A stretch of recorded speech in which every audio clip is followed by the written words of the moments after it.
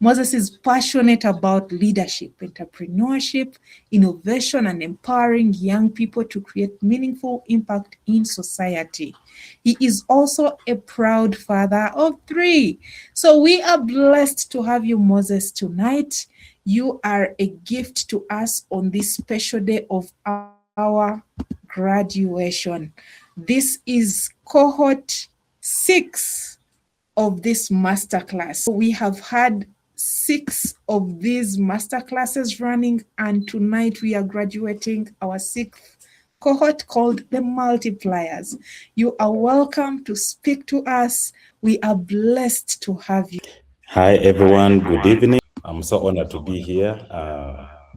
I would like to appreciate the team that reached out to me when I received the call.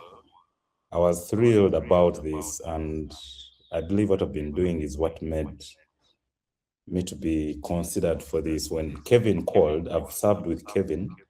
We've been in the same community for over 11 years now, and Aquero helped me set up the yearly Regional Leadership Center Alumni Chapter of Uganda here in Uganda.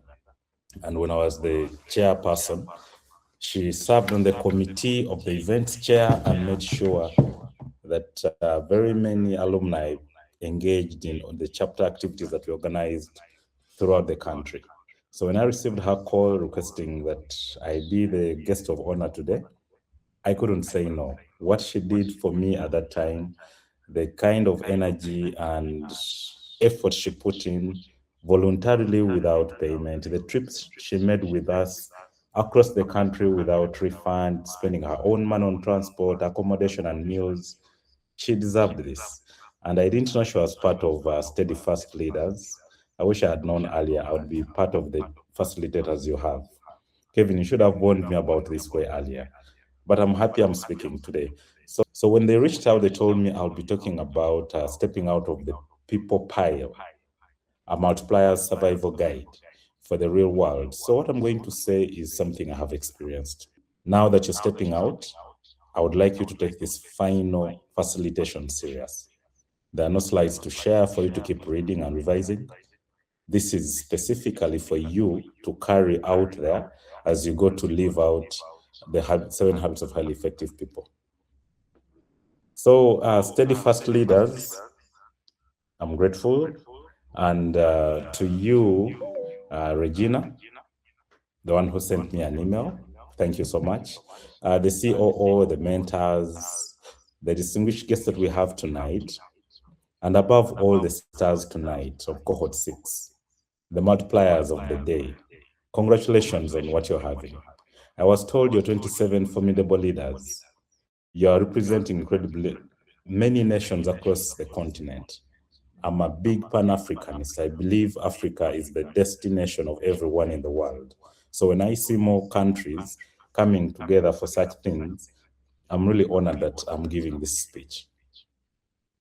You see, when we're talking, they told me you have one from Kenya. I was in Kenya for my yearly East Africa Alumni Fellowship. I was told there are 3 from Zambia. I'm yet to go to Zambia, but that is one of the destinations I have on my list. Liberia, you guys, I'll be there someday. I have a trip to West Africa, but Liberia will be a destination. And the Ugandans, of course, the 23 of you, you're making the number big. This is awesome. That's what we've always been. I must pause and celebrate all of you. Of course, yeah, you've done great. And more importantly, to see that there are 21 women out of the total number and only 6 men. 78% of women. We are educating a nation here. It's not just when you have an educated woman, you have an entire nation educated. You've done well. And for the 3 children, let me tell you that is 2 daughters and a young man. The man is called Dupu. The 2 daughters are Asano and Idiao. Those are my children, and their mother is called Nabukiera Proskovia. You see, as a father, that is my pride. I have to talk about them everywhere I go. I never fail to mention my children and their mother. So this is one thing you need to take away from today. The family is the starting point in life. That is where we learn management. It's where we learn leadership. It's where we learn tolerance before we go out to the world and be what we are. And always remember, whatever you do, they say, what will happen is that you're going to be facing the world now. You're going to be seeing how to implement the 7 habits of highly effective people. And I want to share with you what I have done to live the life of 7 habits of highly effective people. There was a philosopher, he's still alive, called Mike Tyson. This is a guy who would have very many people pay to watch his fights. And then once they start, 15 or 20 seconds into the match, or 3 minutes into the match, he would knock out the opponent. And the match would end while people were still paying at the entrance. He was asked, why does this always happen? How do you make it to that level? And he said, everyone has a plan until they get punched in the mouth. You see, the mouth is a very sensitive place. Even the Bible talks about the tongue. It is housed by the mouth. If you're punched in the mouth, you lose your sensory nervous system stability. You just destabilize, you cannot stand, you fall, everything falls apart. Let me base my entire speech on that. So as we are on Zoom today, the real world moment is totally different. When I was at Kenyatta University doing my yearly fellowship, that was in Nairobi, we were equipped with something called design thinking. It was my very first time I saw design thinking. I didn't know about it. I left here, Uganda, I left my business, I left my family, I left my job, went for this, and I had a lot of problems that I was facing both at home, at work, and in my family, and even my own networks. Then design thinking came up, and it showed me a wonderful way of how to relate with everyone. So from Nairobi, I returned to my workplace, and everything was strictly manual during that time when we came back. That was, I think, 2015, when we returned. So the senior decision makers back then had over 40 years of experience and were comfortable using typewriters, they printed manuals. There was a machine that would make a lot of noise when you're typing. It was shaped in a very weird way. It had buttons that were protruding, and then it would have papers coiled at the edge of the machine. It would come out making squeaky noise, and it would type word per word. It was hard to erase them. You couldn't correct if you made a mistake. And it was printed on a very special, tiny paper. The gramage was so small, so the colors are always blue, pink, and purple. The people who had over 40 years of experience were our bosses, and that was a comfort they had. I'm among the people who loved innovation, always loved innovation. So when internet came up and computers came and smartphones came, I quickly adapted. But these are people who are using tiny and non-smartphones. They call them kabiriti in Uganda. They're always small in size, and they have a very tiny screen. They have buttons laid at the base with a pad that is not smart. That's the kind of life those people used to live. So talking to them and telling them we needed to change and automate the way things work, they totally refused. So we had been stagnant for over 17 years, and in that kind of stagnation, they had refused automation. They kept employing in more people.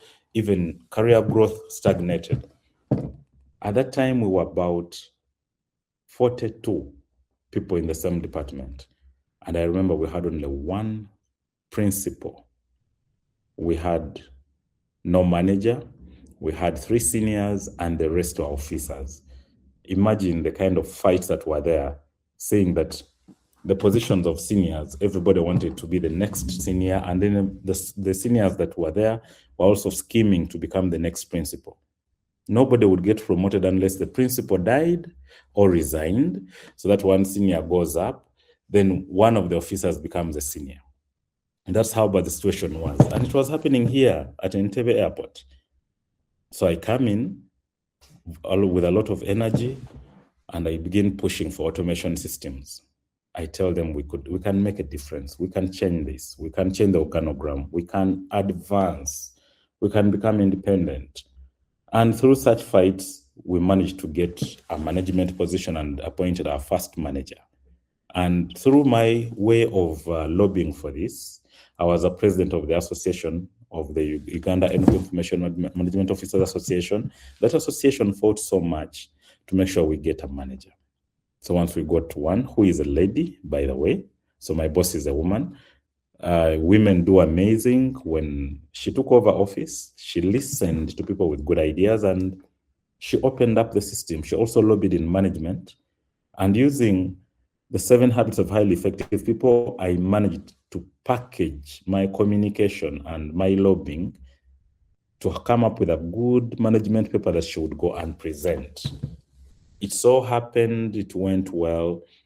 And those who were looking at me and I was feeling inferior when talking to them about automation looked the other way when the manager took up the idea, and management loved it. We are now living into a world of AI. If that had not been pushed back then, I wonder how we would be operating right now. But it opened up, we opened up the organogram.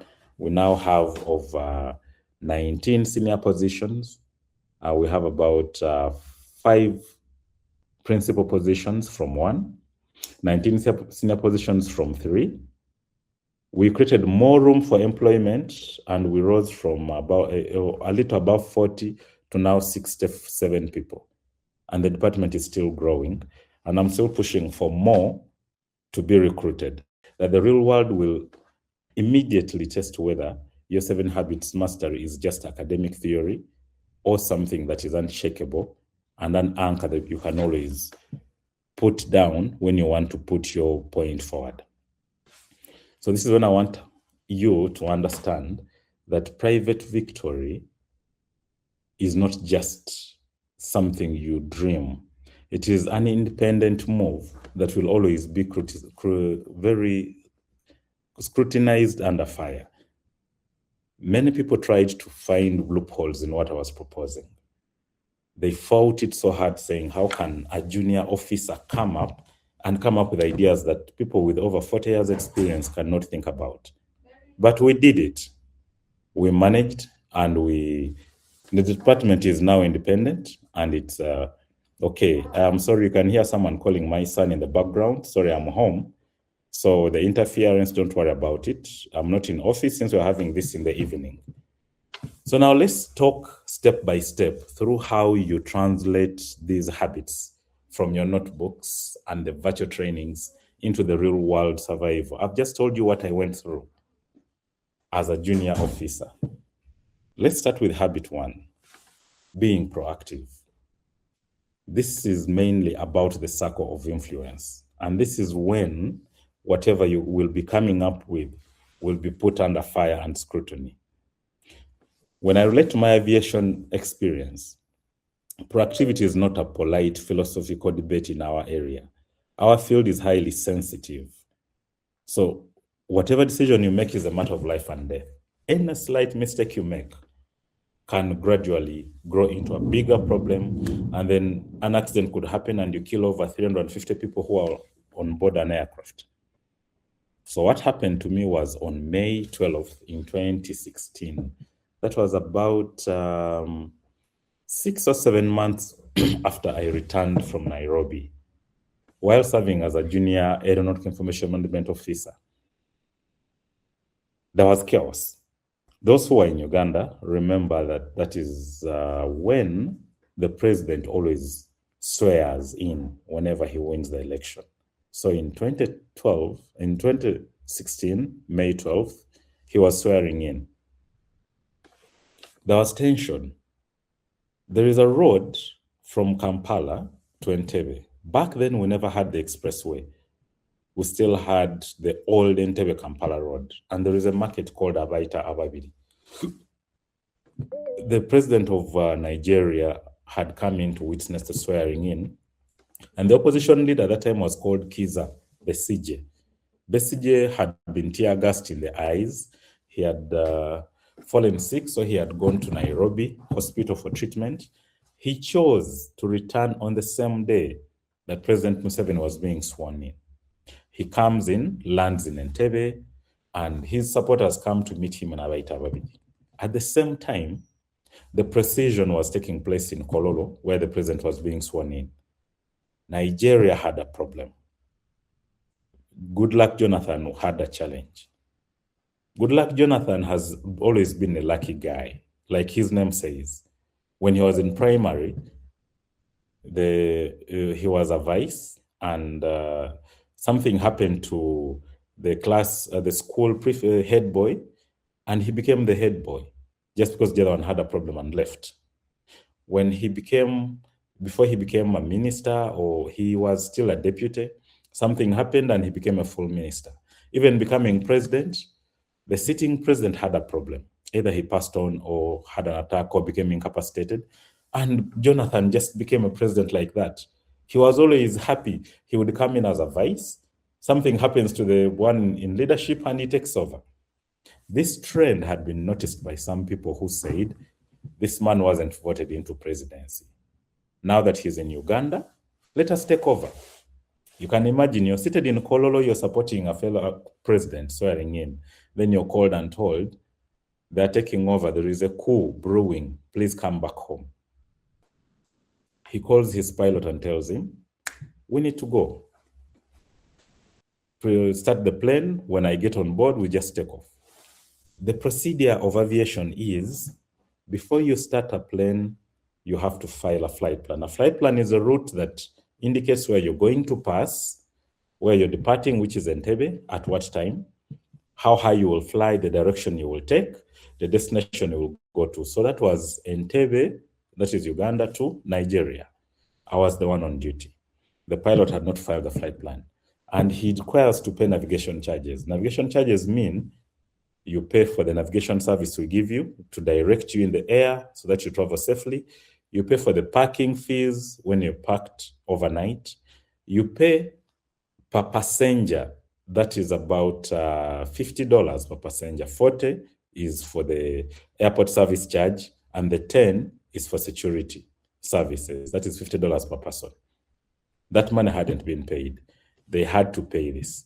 Regardless of whether he was the president or not, the procedure is safety comes first. Here I am being tested. Military walks into office saying, release the plane, approve the flight plan. I tell them the procedure requires, the pilot files, goes and pays, then comes here to be briefed on the weather conditions, the fuel he has taken, the alternate aerodrome, that is where, in case you fly to Nairobi and you find Nairobi closed, where next do you go? If people are coming in from London and they're going to Nairobi, they should have fuel for at least 90 minutes to enable them to fly to the next airport, which would be Entebbe. All that had to be calculated and verified by me before allowing the plane to go. You can imagine the tension of a head of state, the military that poured into the office. And I said, no, I'm not going to play the victim. I'll not surrender to panic and blame military intimidation. But if that pilot had departed without proper navigation data, the weather, the NOTAM that he would require to use to know whether the weather is okay, and if I'd not checked the fuel and something was to happen and the plane crashes, that would be a head of state dying with all his ministers and his personal aides. Imagine all that administration being lost just because somebody was in panic trying to take back the head of state to save his country. I said no, I stood by my ground, and I am proud of the decision I took. They reached safely, he served his presidency. The pilot followed what I insisted to do. Since that day, everybody at work fears me for the decision I took. Always take the right thing. The 7 Habits were written by Stephen Covey, and one time, even in his very book, he wrote and said, I am not a product of my circumstances. I am a product of my decisions. If I had made a decision to blame military interference and say It's okay, they run the world, let the pilot go, and something wrong happened. Would I still be saying I was interfered with and meddled with by military? No. I would have become a product that would just see bad things happening and just let that go. But I stood my ground, demanded protocol to be followed, and I ensured safety checks were completed before the president departs. Imagine doing that. The entire country is on standstill. The president is swearing in Kololo. SFC has powered in the entire airport. They have stopped all planes from departing just because I said no to one plane. That is how bad it was. But proactiveness is something that you should always carry on in whatever job you do. Your circle of influence depends so much on the decisions that you make. I understand what you have studied, and this is exactly the nature of things you're going to be facing when you reach out. But when that thing was over, the interference, that escapade with Goodluck Jonathan, the president of Nigeria, COVID later hit. During that time, there were no flights. All countries were only allowing in cargo, medical supplies, equipment supplies, and only special vetted passengers. You would have a 450 passenger jet carrying only 12 people on board. During that time, another incident happened. There is a plane that departed. I just saw it taxiing and going to the runway and taking off. It was a PC-12. It carries 12 people. It was going to Kigali. It had not filed and it hadn't paid. So I called Control Tower and asked them, why is there an aircraft departing without a flight plan? And they told me military called them to let the aircraft go. And I told them, but this aircraft is civilian. It is not military. And even if it were military, they are supposed to file. And I communicate their movement to Kigali. How are they going to enter the Kigali airspace without the flight plan? And they told me, it's military, don't interfere. So I told them, it is not military. And since you have broken protocol knowingly, you have cost Uganda Civil Aviation Authority $3,800 in air navigation charges and passenger service fees. I don't want to escalate the matter. Since we are talking on phone, find ways of making that money paid. The fact that you're the one who released the aircraft to go. The controller panicked. He called his supervisor. The supervisor panicked. He also called the person who called him. They came in the room, intimidated me, told me to pull out. I told them, no. If you don't pay that money before the end of the shift, I'm escalating the matter. And once I send an email, the entire shift will be under scrutiny, will be investigated. You may even go to jail for corruption. They later paid the money after about 3 hours of threatening me. Those were very tough hours. Imagine soldiers entering your office and just staring at you. You don't have workmates. It is COVID. Because of social distancing, there are very few people in the whole airport. So when you see people walking in dressed in military attires, it becomes very threatening. I still stood my ground and said, I am not going to let this go.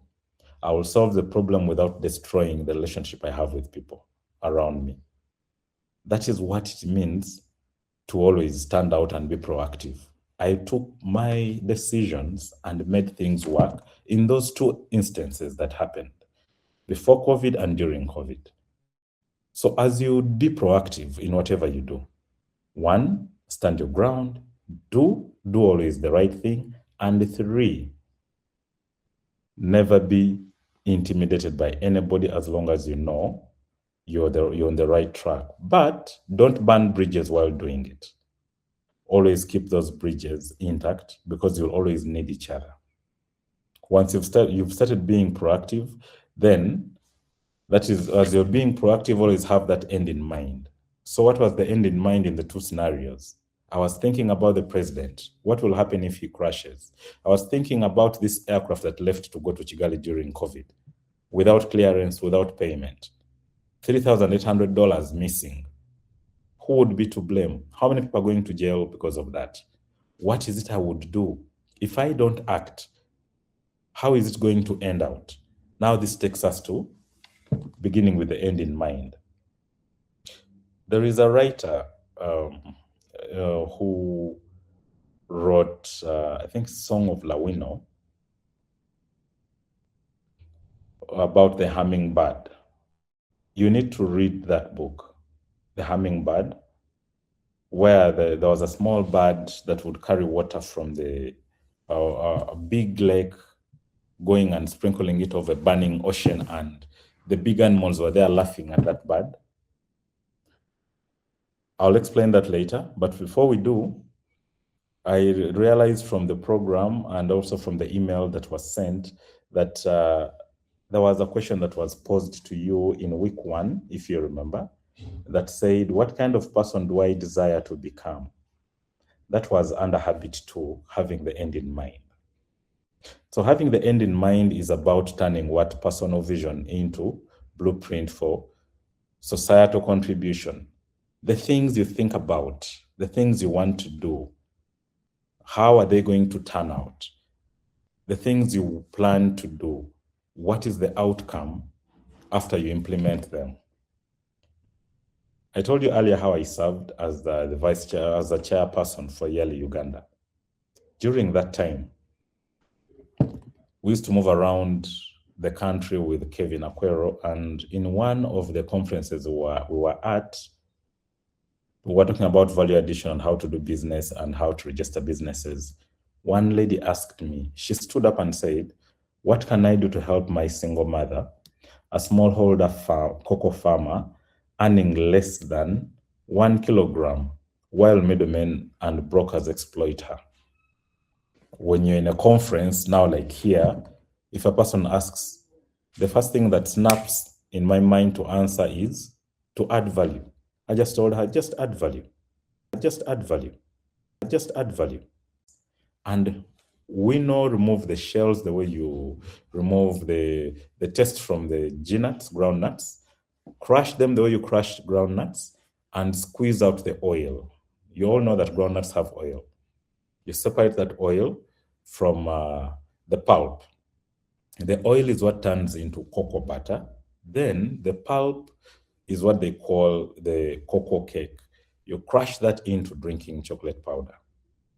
I explained it as if it was something simple, but I later understood that they didn't have the skill to do that. If she was earning less than $1 for a kilogram, and at that time a kilogram was about $180 from the farmers, I just knew something wasn't right. So later on, I thought of what I could do. How can I help women like her, her mother, and all other smallholder cocoa farmers to earn way better without struggling to add value to the cocoa beans? And that is when I thought like Wanjari Maathai, when she wrote about the hummingbird. For her, the idea of that small bird flying to pick water in its small beak to come and pour in a burning forest, and other animals were laughing, was something very instrumental. I looked at that hummingbird scenario and said, can I employ the same scenario into this young girl's mother's plight? What is it I would do? So I talked to Proscovia, my wife, and we came up with something like this. I want you to tell me if you see this. Can anybody see this? Chocolate. Yeah, this is chocolate. This is branded Nile Breweries. See that?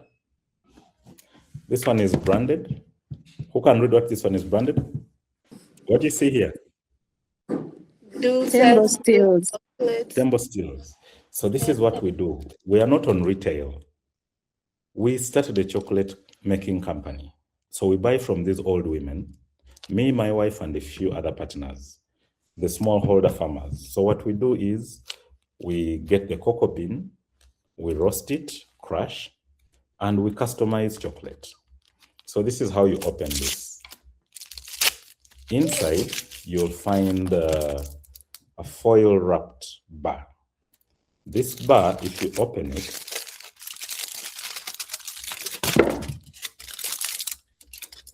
you'll get in chocolate. See that? That is what we decided to do. So we're there wondering, are we really going to solve this problem in the country? Are we not too small to accommodate all these smallholder farmers in the country? But in my mind, I could just remember that hummingbird that kept flying to pick water and drop in the burning forest. That's how we founded Grand Musket Limited. We now do craft chocolate. We do it from Namam, the industrial area, and we customize it for birthdays, weddings. We do it for events like graduations. We do it for hotels to put in rooms. We do it for any organization that wants to have it for their events at work. Always have the end in mind on how to solve a problem. When the lady asked me, when the young girl asked me, the first thing I told her was, add value, do cocoa butter and drinking chocolate powder. But I didn't think of the process of how she would do it. But since I had the idea when I answered, we decided to make the chocolate. Now we have this. And this is when you visit us at home, you get chocolate. We always have it in the house. So habit 2 means beginning with your vision. I didn't have this vision when I went to Nairobi, when I went for Yali. I didn't have it. But when I was moving around after starting Yali Alumni Chapel of Uganda, and that problem came in, it just became part of the vision. That means your vision will always evolve. It will not be constant. You have a target that you want, but along the way, as you are achieving it, you evolve and it keeps changing into something way bigger and something more impactful, something that will end with community value addition. So after having the end in mind, how do you achieve it? How do you make sure that end in mind is achieved? That is when you put first things first. Remember in the first habit, they told you start with being proactive. But if you're being proactive, of course, we went around talking to young people.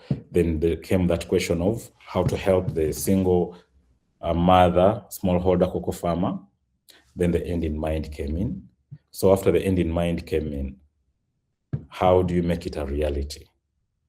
You just picture it in your own scenario, how you make that a reality. That is when you do first things first. That is what they call the escaping the quadrant 3 noise. You just, they call it in aviation, it's called a pilot cockpit isolation mode. When you enter an aircraft, the pilot sits in the cockpit. No passenger reaches there. The reason is because they want the pilot to concentrate without interference.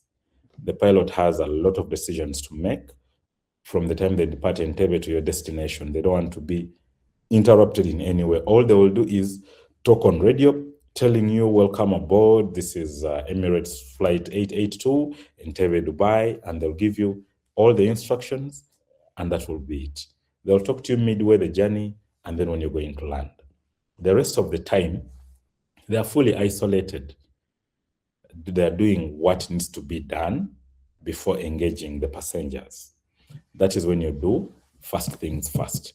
And that is habit 3. I'm sure you've learned how to survive as Africans. Personally, people call me a leader. They call me an African leader. But to survive, I have mastered the quadrant 2, focusing on what is important and not just what is urgent.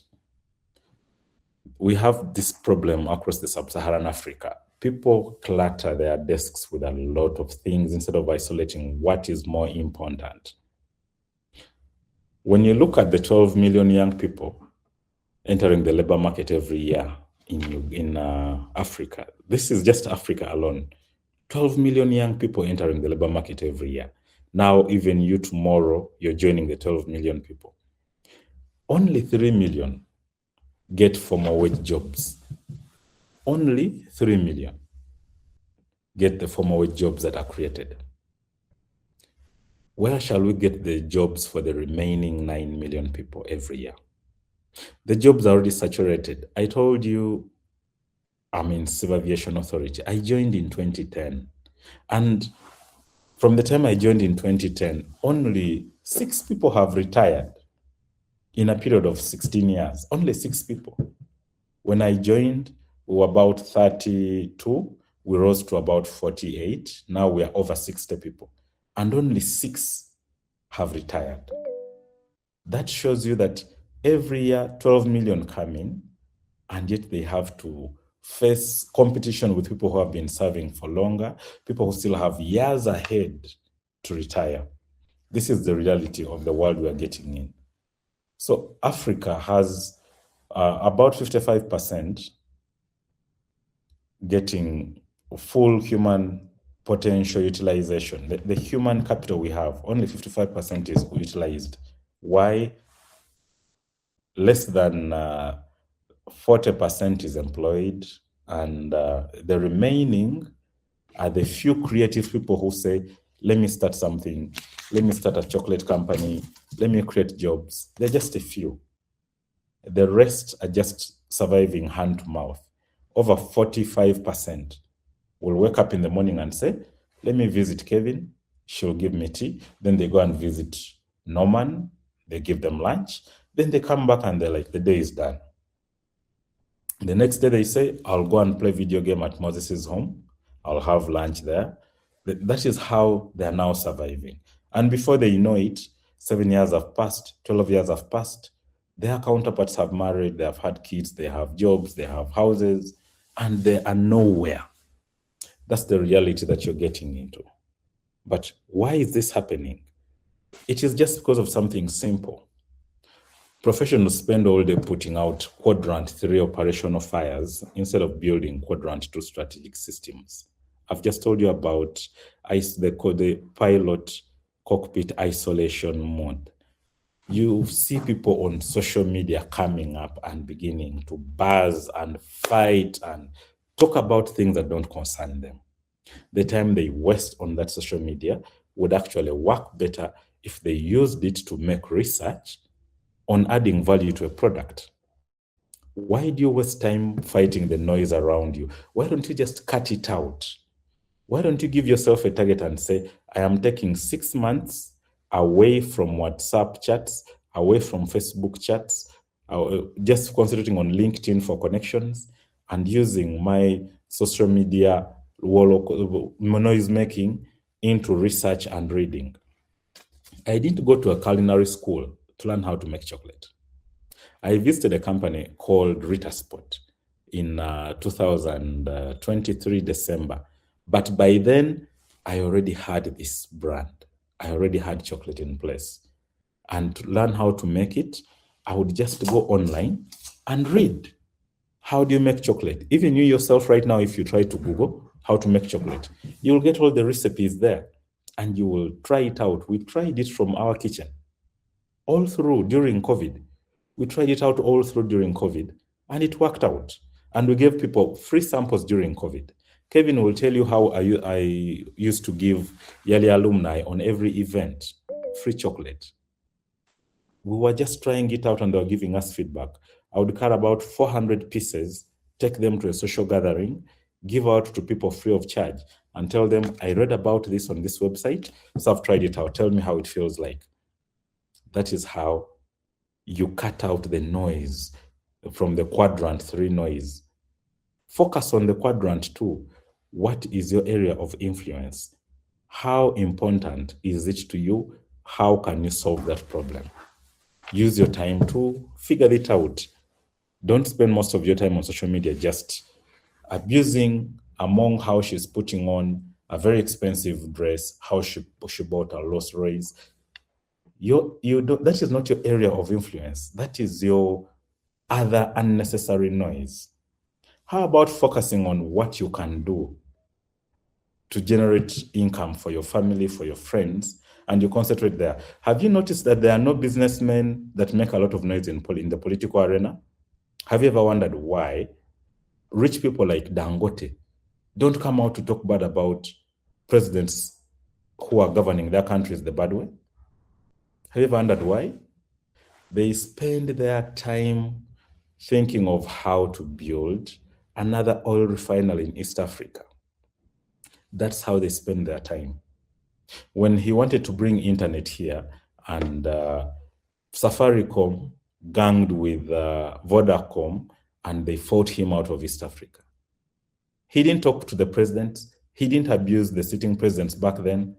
He just went back and laid cables in the ocean, brought cables from France, from Europe, from all over, laid those cables and brought them to the East African shores. And these cables spread all over East Africa. The Ugandans can remember about 6 or 7 years back, there used to be cables being laid and dug along major roads all over the country. That was the Dangote project. He laid infrastructure instead of fighting the bad governance. Right now, companies like Canal Box, all these other fiber companies use his infrastructure to sell internet to the Ugandans and East Africans. That's how you focus on something. I focused on how to make chocolate instead of abusing government of letting people to die out in the foreign countries of COVID. That is where I took my energy. I was thinking of that young girl who raised the question and I had no appropriate answer for her. It's the same thing you need to do. Making first things first. Putting first things first. I put learning how to make knowledge first before going back online to see who is abusing government. So I want you to protect your strategic focus. Be very strict on the digital boundaries. That is where most young people lose time. I personally treat daily WhatsApp alarms as quadrant noise. Kevin will tell you, I will take 3 or 4 days without posting something in the yearly group. 3 or 4 days. But when I come and make a post, everybody will want to say, what did Moses Obi post? It is engaged. People respond to it because they know I don't just post anything. Be that kind of person who, in a meeting, when you put up your hand to raise a point, everyone will say, wow, this one never talks anyhow. She has a point. And someone will say, let me give you the chance. We would like to listen to so-and-so. So learn how to put first things first. That is what always brings you to the victory or independence you're looking for. So when we talk about victory and independence, I want you to master yourself in half of the battles you fight, whether it is a battle of making finances, battles of building your mental capacity or a skill. First, master yourself. For you to be able to scale your influence, for you to be the real multiplier you're being called, remember you always need public victory. When you do things that impact public positively, you're the person they will always refer to. And now that is why I want you to think of the win-win habit, number 4. How do you keep building bridges in whatever your ambitions are? As you plan to grow, as you plan to earn money, how do you maintain the relationship you have with the people around you while you are trying to grow yourself, your skills, and at the same time, having a win-win situation? This is when leadership becomes tricky. You want an agenda, you have a direction you want to take your organization, but you have followers who say, this is what we think. How do you make sure those people buy into your vision? You've gone through habit 4, I am very sure, and you all know that it requires quiet personal sacrifice. But let me relate to something that happened to me where I involved the win-win situation. I earlier talked about how we started yearly, and I was the second chairperson. And during that time, I would make a call on the group and say, we have an event, maybe we had one in Gulu University, and we want to talk to those young people. So I told people, those who can contribute to the common transport, please come through. Those who can support those traveling for accommodation, please come through. Those able to accommodate others, tell us, and we come and send people to your place for the night as we prepare for Gulu University. During that time, I learned that very many people appear to be doing well online.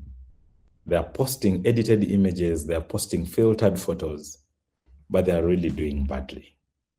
They have no creditworthiness, they can't borrow, they have no collateral to borrow against. They are literally living hand to mouth. And they were part of the many alumni who I had done the same fellowship with. I felt so touched. So I kept saying, why don't I start something that can provide affordable financing for these people? But it was so hard. I came up with the idea when I was handing over office, and I wanted something that would be respected by government. So we have an act of parliament in Uganda called CAP 107. It governs cooperative society governance and creation. It takes you 2 years to register a cooperative society in Uganda. And in those 2 years, you must be saving and lending money to the members of the cooperative, which is not yet registered. The government is watching you on how you're doing things. They give you a provisional certificate to allow you to operate while they study. So when I was handing over office, that is a plan I handed over to my next president. It took us 7 years. Every president who would come in office would say, no, I'm only in term for 1 year. I can't run a 2-year project. So it kept on moving to the next, to the next. So it made me feel we need to change the constitution and allow president to stay in office longer. I made the move, and the Regional Leadership Center accepted and said, all right, we can have 2 years of service in office. And we had the next president come in for 2 years. I gave him the mantle and told him, Mr. President, we need the yearly fund to be introduced. He tried with his colleagues, and he came back to me and reported and said, it is a very strict move. We cannot pull it off. The next president who came for my support, and I told her, I will help you win, but on condition you're giving alumni a fund that will give them affordable capital. Capital that doesn't require collateral, capital that doesn't require anything. They just walk in and pick the money, go and do their projects, come back and pay without pressure. And she said, it's okay. So I pulled strings and she won. She was called Myra Faith. She now started something called Ingo. Ingo is an app for female drivers. And it's now competing with Safecar and Uber in Kampala. Myra accepted it, and Myra started yearly course, but yearly fund, but she couldn't run it because the law requires people who are not in the management of the organization. So being president of the chapter, she could not again be the chairperson of the yearly fund. So people unanimously said, if Moses is not the chairperson of yearly course, we are not serving. And that included Kevin Akwero. She kept saying, it has to be Moses, no one else. I said, all right, if you guys want, then I will be. So I accepted. Mine was just an idea, helping people to access funds, to access capital to run their businesses. So that was in 2023. It was 9th June when we launched the yearly fund. But when we went to the Ministry of Trade, Industry and Cooperatives, they couldn't allow the name Yearly Fund. They called it the Yearly Alumni Multipurpose Cooperative Society.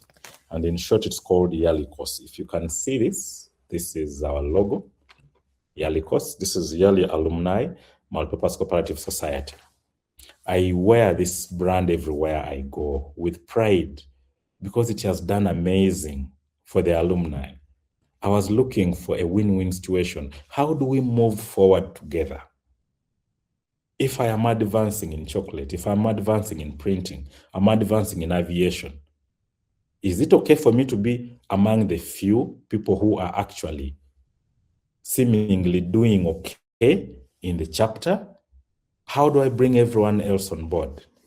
We now have yearly course, and all yearly alumni access affordable funding. They come in, take money for school fees, they take money for tuition to pay for their relatives, they take money for medical expenses, and then we have what we call asset financing. We buy for you a laptop, we buy for you a phone, we buy for you a motorbike.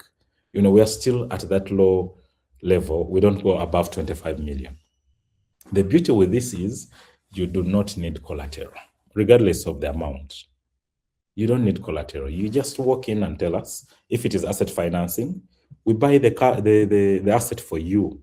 If it's a 25 million vehicle, we shall buy it for you and we give it to you. You keep paying back until when you're done. Whether it's a laptop or phone, we buy it for you to make sure you don't spend the money badly. If it is school fees, you give us the codes for paying for your child and we transfer money to the school on your behalf to make sure you don't take that money and squander it. So those are the conditions we put since we don't want collateral. The money has to go where it is supposed to go. It is only personal loans or medical loans that we give you cash to spend. But things like invoice financing, you could be, our latest borrower is in construction. She does things with government. So she wanted to buy paint for the road lines. You see those demarcations on the road, the center line of the road and the edges. She was painting one of the roads in Kampala and needed about 32 million. We told her we can give you 25. She just signed a standing order and she got. We recently had one who also organized a run in Jinja. It happened on Saturday. And people had pledged to support, but they hadn't yet sent in money. And she needed to do things urgently. So she just wrote and we sent her money. She bought jerseys, bags, capes, and she started selling the kits. And people paid back, and she has paid back the money. The run ended on Saturday. Today is Monday. She paid back the money. That's how we started Yalikos. How do we have all alumni win in income generation? So instead of burdening down on the cooperatives and the public ego, the clashes when it comes to loan sharks, for me, I just chose a short-term personal promise and said, I will not let other alumni struggle. They struggle with banks and lose collateral, yet we can raise money on our own. But the challenges of being leader are also funny. The first general secretary we appointed had an idea. I don't know who told him this. He felt by becoming a discussed person for the next 2 years on a daily basis, he would stand a chance at becoming the next president of the chapter. So he fought so hard. He challenged me as a chairperson. He became very insubordinate. He became unruly, and he was holding new recruits at ransom. These are the people who were coming in to register and join the cooperative. So he was abusing his authority. But he always gave this vigor of he wants to be the next chairperson, and I was also protecting him to use the platform to become the next chairperson. But it was again causing bad things and big fights in the cooperative before it was registered. That was around November 2023. I looked at it and said, Yalikos has to flourish. I cannot keep fighting with my general secretary. I stepped aside. I remember it was too bad that I even had to travel to Tanzania. I went and took leave. I was in the mountains with animals. I was in the game parks. I was on the beaches. And I let protocol take its course. Do you know what happened when I decided, let me step aside so that we all win? The members saw the sacrifice and they revolted against the injustice and they just called a public hearing. I held it on Zoom. Imagine, I was summoned by my own members of the cooperative. They wanted to know what is the problem. And in that meeting, people said, no, you are the chairperson we chose, and you gave chance to the general secretary. If the general secretary does not look at the benefits and the importance of the cooperative, we are booting him out. Unfortunately, he was booted out. He was chased out of the cooperative. He He was refunded all his money, and I was asked to come back from the holiday and assume my role as chairperson. And I told them, let the vice chairperson take on for the rest of the holiday. I still had 3 weeks moving around East Africa. And after the 3 weeks, my vice chairperson, who is Harriet Kanyinyuzi, was leading the cooperative, and they had no general secretary. So we chose someone else to be the general secretary. And up to today, the cooperative has grown to a very instrumental financial tool in the alumni body. And this is when I want to talk about Dr. Martin Luther King Jr. He said, the ultimate measure of a man is not where he stands in moments of comfort and convenience, but where he stands at times of challenge and controversy. For me, I chose a win-win as true leadership. I put the survival of the cooperative above everything, above my personal dignity, my firm, and I said, let me be taken as a failure, but the cooperative has to move on. But that sacrifice, I didn't know would revolve around to keep me in office. So when you have that win-win and the sacrifice, and when you get such challenges, always first try to seek to understand why the other person is acting the way they did. Of course, being Yale alumni, all that was done, and that is when they called for the public hearing, which turned out in my favor. And I am here still talking to you, and that is part of my CV as things that I have seen grow, start and grow. And because of understanding other people, I have managed to have very many things become a reality. So when they tell you in habit 5 that seek first to understand, I want you to relate to how I pushed for digital systems and integration in Civil Aviation Authority. Remember that story that I told you about automation? They embrace the digital tools. And they were telling me, I want to chase them away from work. But for me, I was thinking, once we automate, it would become more convenient. I would approve flight plans in an instant and use the time to do something else. I would free them most of their time so that they go and have more time with their grandchildren, their granddaughters, their grandsons, their young children. They were not looking at it that way. They didn't hate the automation, by the way. When it came, they really appreciated it. Their biggest fear was being irrelevant. I later understood these were typewriter people who would type letters that they were looking at. You know how the keyboard is arranged as a QWERTY. If you look at your keyboard, if you have a computer, the next time you access the computer, if you're using a laptop now, just look at the keyboard.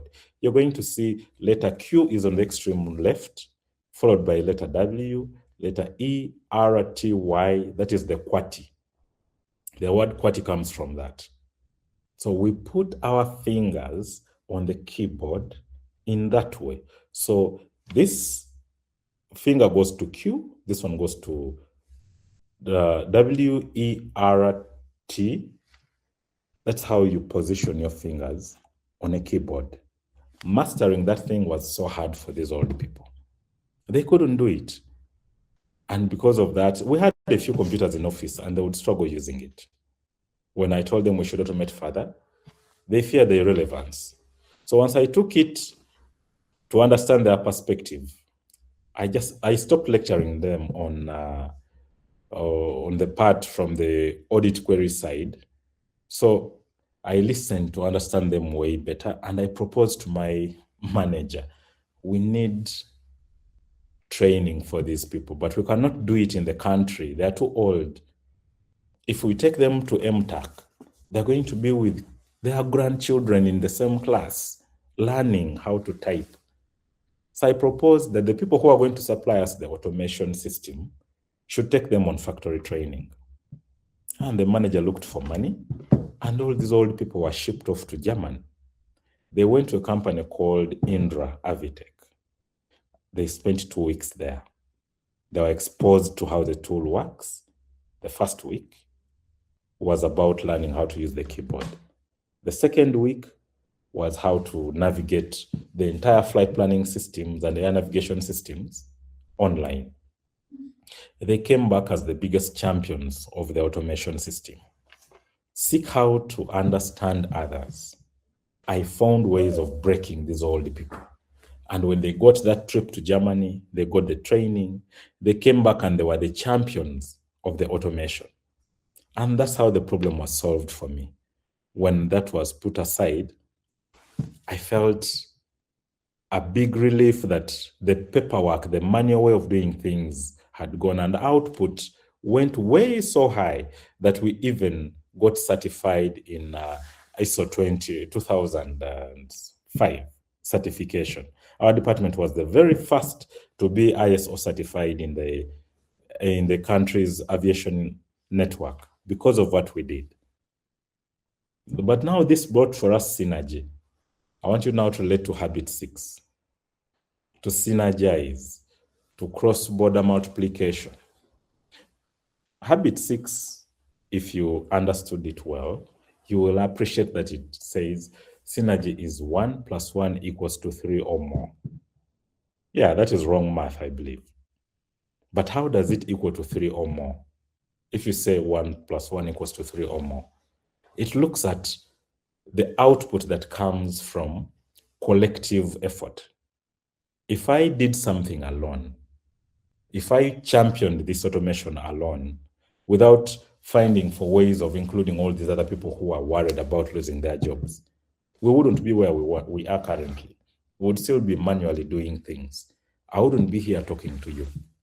Our office runs 24 hours. We have some people on desk, but I'm monitoring what they're doing remotely because of the automation we set up.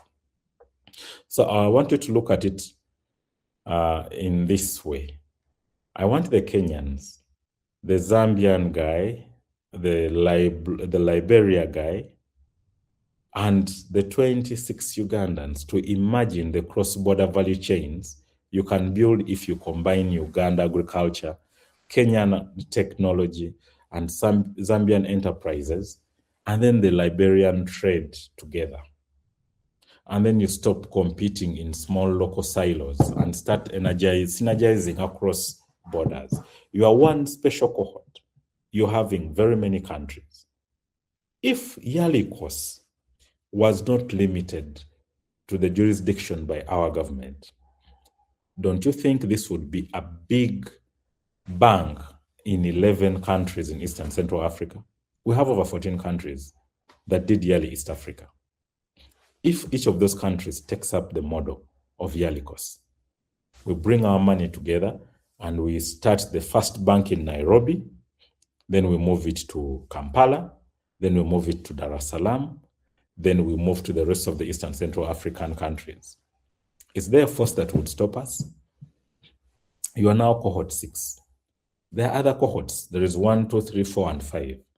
Can you reach out to these people and you guys work together and build things that would really make a big impact on this continent? I believe you're more than the countries I've mentioned. We have one problem that can only be solved by us. The demarcations that we have per country and the political divisions that we have. I earlier on told you how business people choose not to go and waste time on social media criticizing government. You know, if you do something great, they will come out to you and ask, how did you do this?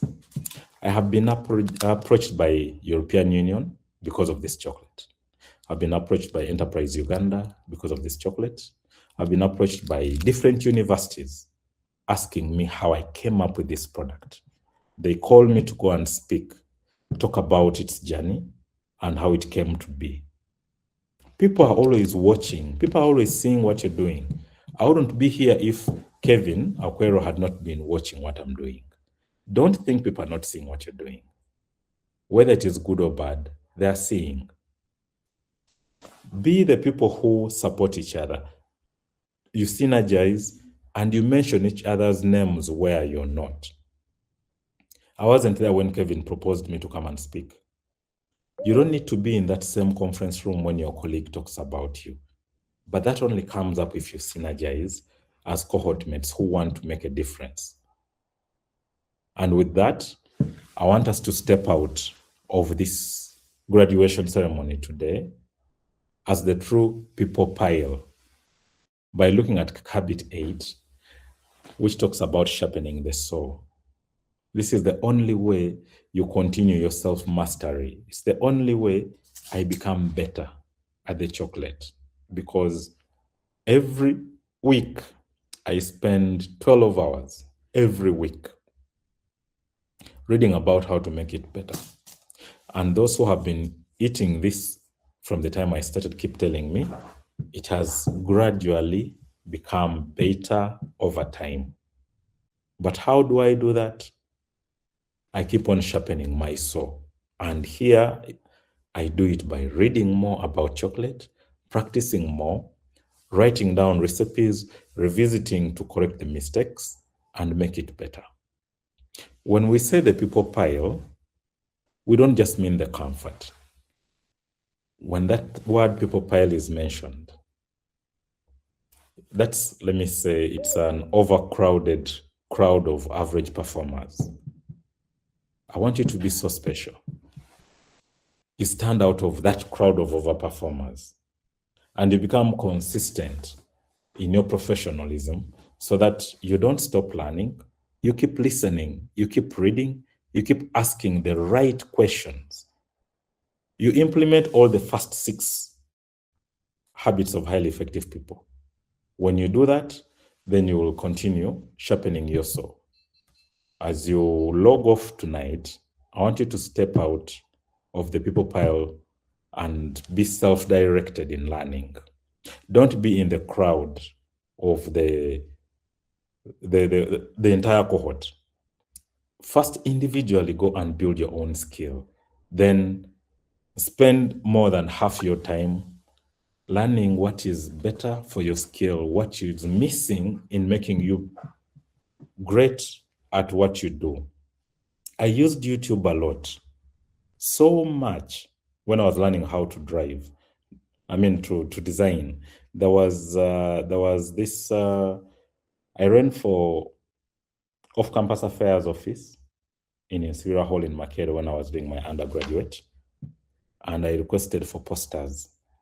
I think the person used Word document to design my poster. I hated it. I had to figure out how to design it myself. So I would go to the University Lab computer lab, plug in headphones, and watch YouTube tutorials on how to design. There is a program called Adobe Illustrator. It has a portable version that you put on a flash disk, and you just plug it in any computer wherever you go, and you continue your design. I used YouTube to learn how to design. I designed my own poster. Then I went to our printer streets called NASA Road to print. The person who did for me the printing did it in a bad way. The print, I think, was inkjet. The words were mashed. They were not sharp. The colors were not perfect. I didn't like the batch, but I used the posters. They didn't do well. I had to look for money to buy another printer, and I do it myself in-house. So I went and looked for a computer printer. At that time, it was about 170,000 Ugandan shillings. I bought one. It was a LaserJet, a small A4 printer. It had a printer and a scanner on top. I put it in my room, and I ran my own posters. I got out perfect, shining, glossy posters, and I put them all over the campus. That's how I got into the journey of printing, because somebody did something wrong, and I took it upon myself to learn the skill, learn how to design, all that during the campaigning period, and be able to print. And I pulled it off. I printed wonderful posters. Now the entire campus started coming to me to print their courseworks, their documents, their proposals, their research work, because they knew I had quality printing in my own room. But when it grew to that level, I moved it out of the room. It went to NASA Road to run as Aeroprint Consult Limited. And that's how I got into the printing journey. You see, that single self-skill taught by reading or watching YouTube tutorials got me out of the university sports, the noise, the strikes.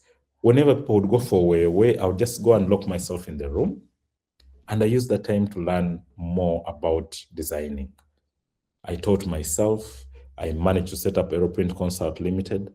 And because I designed things very well, I started designing receipts for my lecturers, for their small businesses, logos for those who are starting businesses, stickers for those who wanted to put business adverts wherever they were moving. In Kampala, it is a common thing to move in a suburb and you see on walls or on electric poles printed stickers communicating brokers in the region, houses for rent, businesses in the region. Those are things I started printing while in second year at campus. By the time I graduated, I had something to start on. So today, I want you to step out of the people pile, but know it will cost you something. It will require courage. Standing alone is not hard. When I stood against each time I remember that thing, it just sends chills down my spine. I don't know if you've ever faced a barrel of a gun when it involves movement of a president. It is something I wouldn't wish any of you to go against. But I knew I am protected by my job's requirement when I said no to the president of Nigeria's pilot's requirement to start that plane. When I said no to the corruption that occurred on the $3,800 of the plane that departed without approval from my office.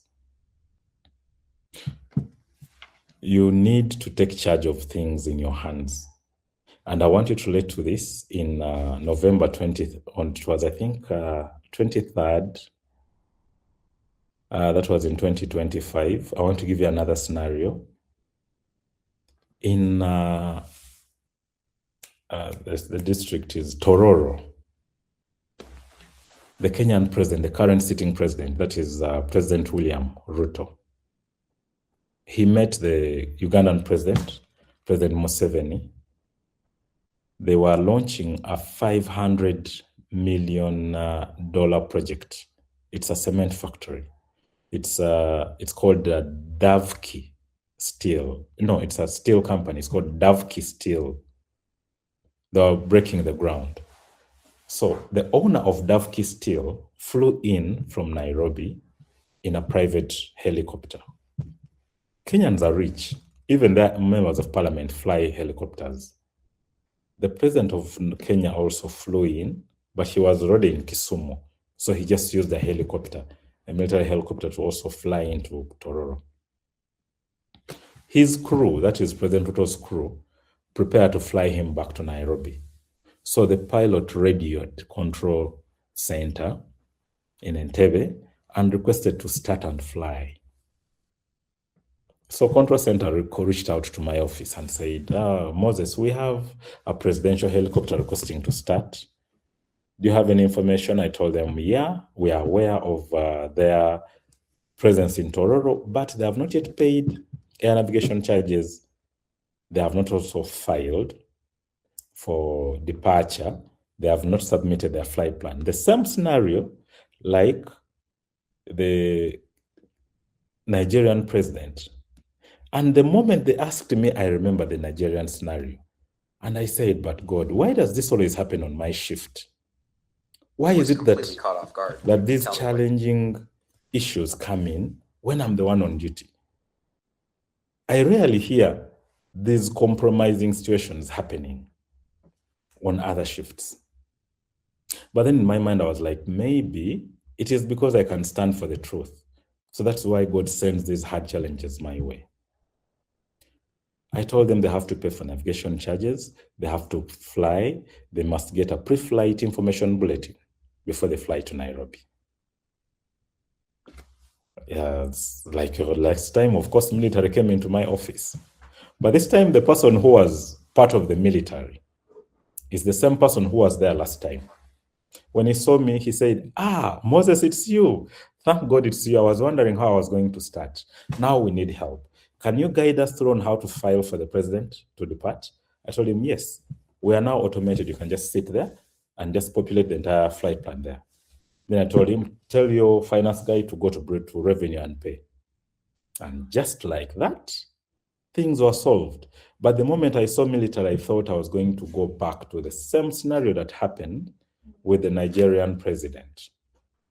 But when frantic phone calls start coming in on your desk or on your mobile, and people begin surrounding you with a lot of questions, always stand your ground. If I had accepted the Nigerian president to go, I would have set a bad precedence, and everyone will be saying, but Jonathan Goodluck was allowed to depart. Why don't you allow President Ruto to go? Why are you selective? This time around, they just came in and said, Moses, how can you help us do this? State your principles. Do the right thing. As you do that, you will always go forth and you multiply in the impact that you do in your community by making sure that you follow the right principles that are set by the requirement of your skill. For me, there are different skills. In the chocolate industry, UNBS determines what we do. The quality standards are there that are supposed to be followed. In the printing industry, the standards of printing, the color mixing, the QR codes, the color codes, the Pantone plates are there to be followed. And the dimension. So in the aviation industry, we are governed by the International Civil Aviation Authority, and they give us the standards of the things that we do. So as I conclude, let us reflect on where my own foundation came from. It came from my late father. He would take me to church and ask me to summarize the sermon every single Sunday.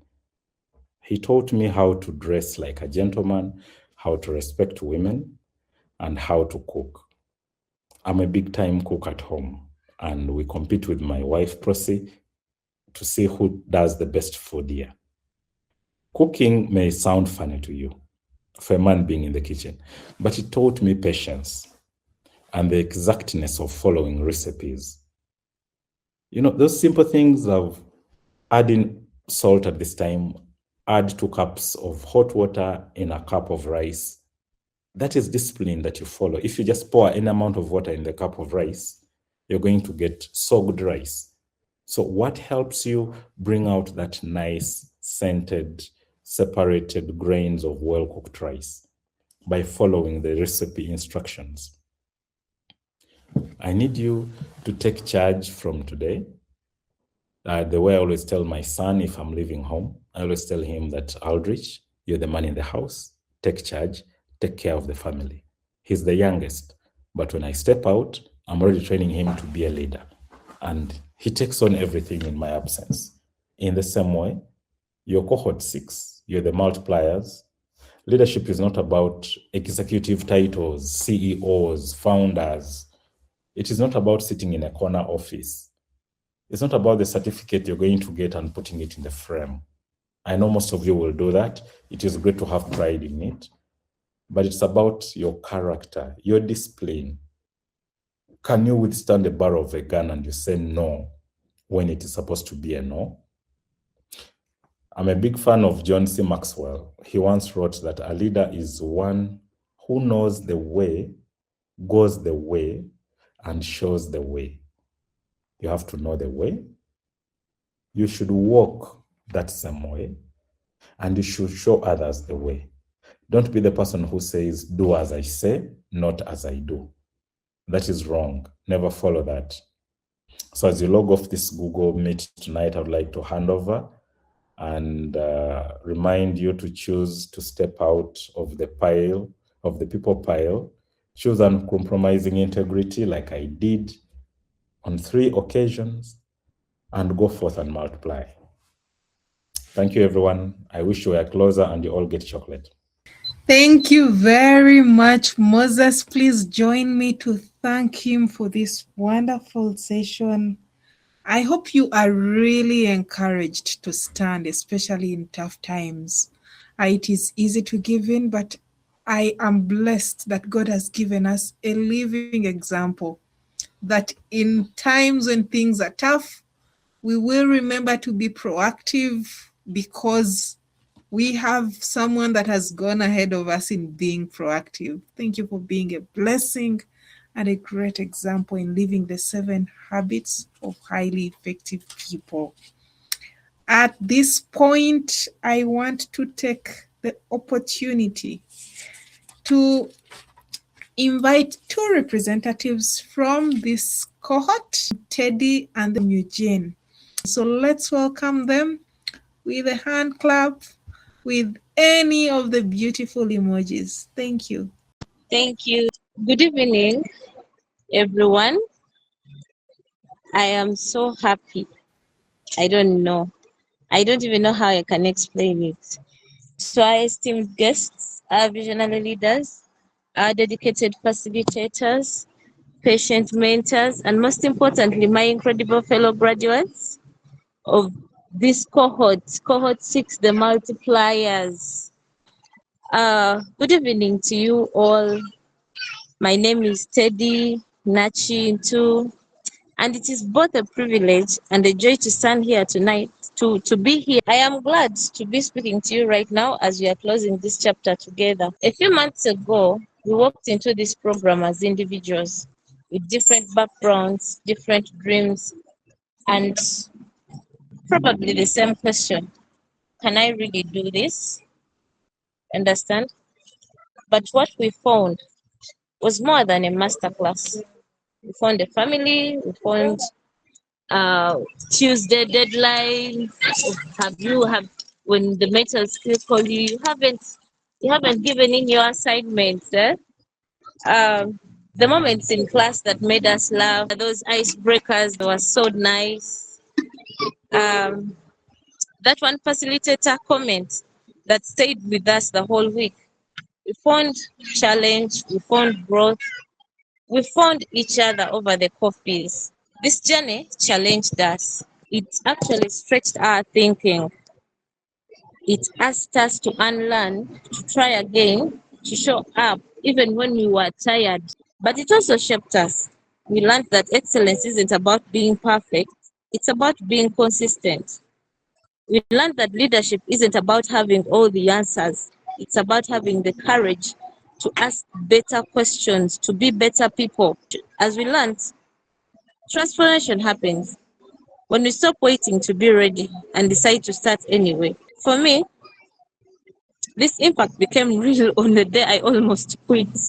Honestly, I was overwhelmed. I even started doubting if I belonged here. Those are one of the first 2 weeks when I went through some stuff. But then I remembered my sister, my friend, my best friend, Kevin, who went all out.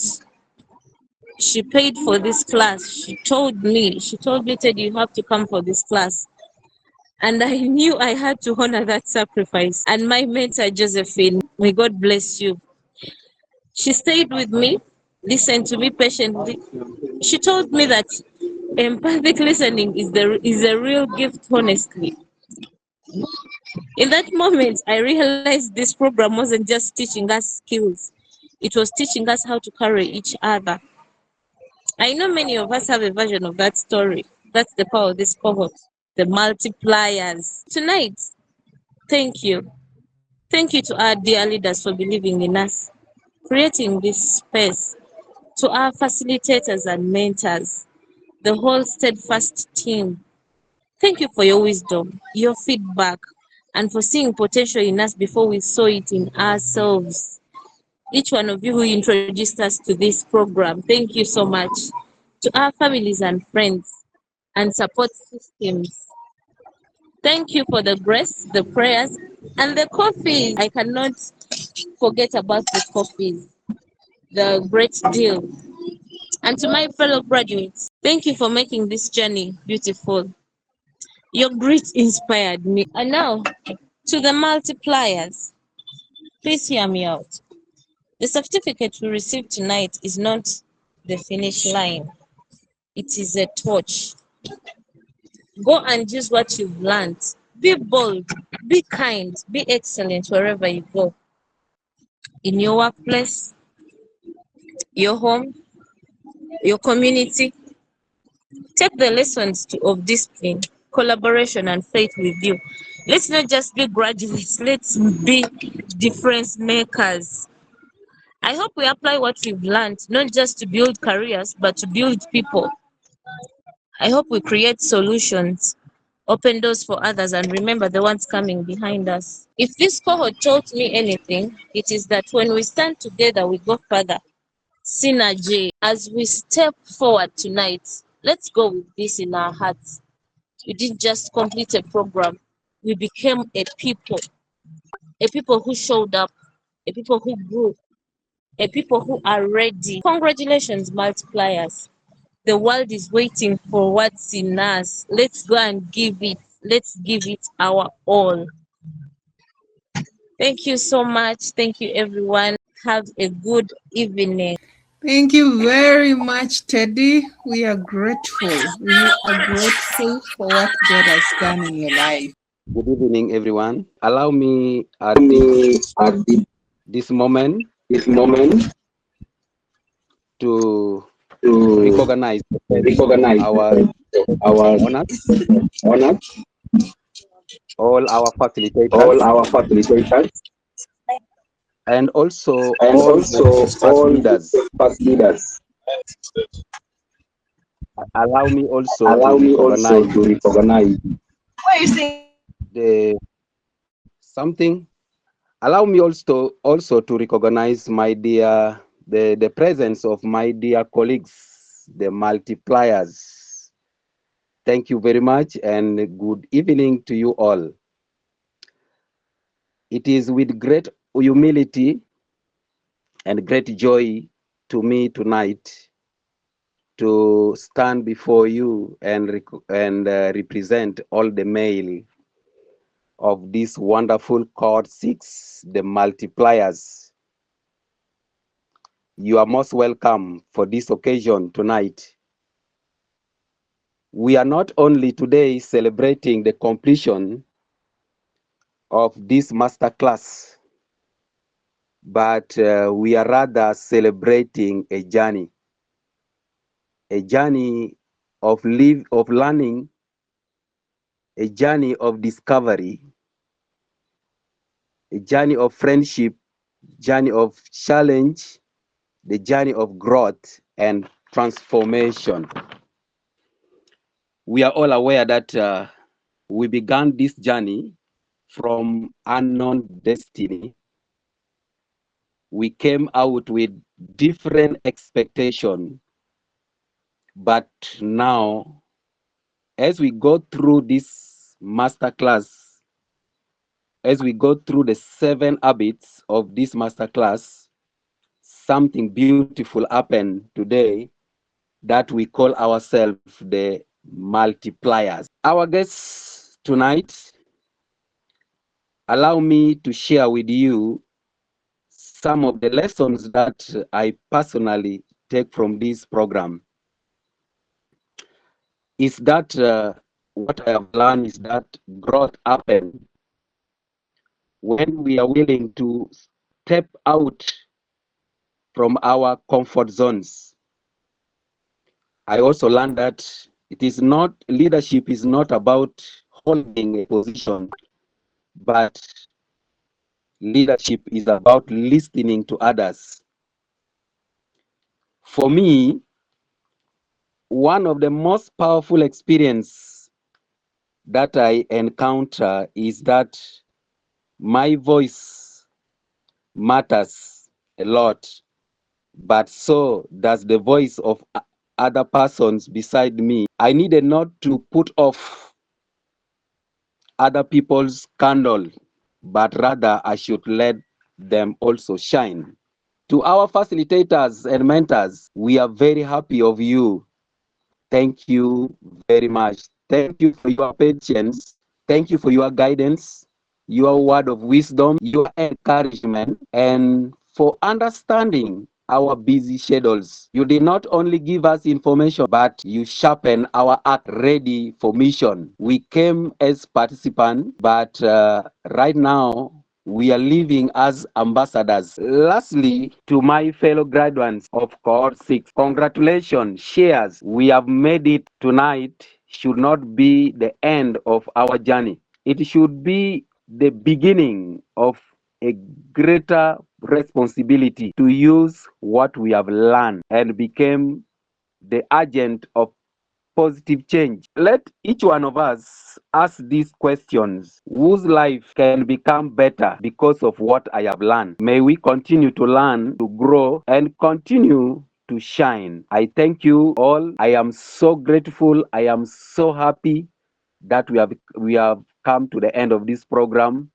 And my prayer is that may we open the door to one another in order to share more than what we have learned from our facilitators. Thank you very much. May God bless you abundantly.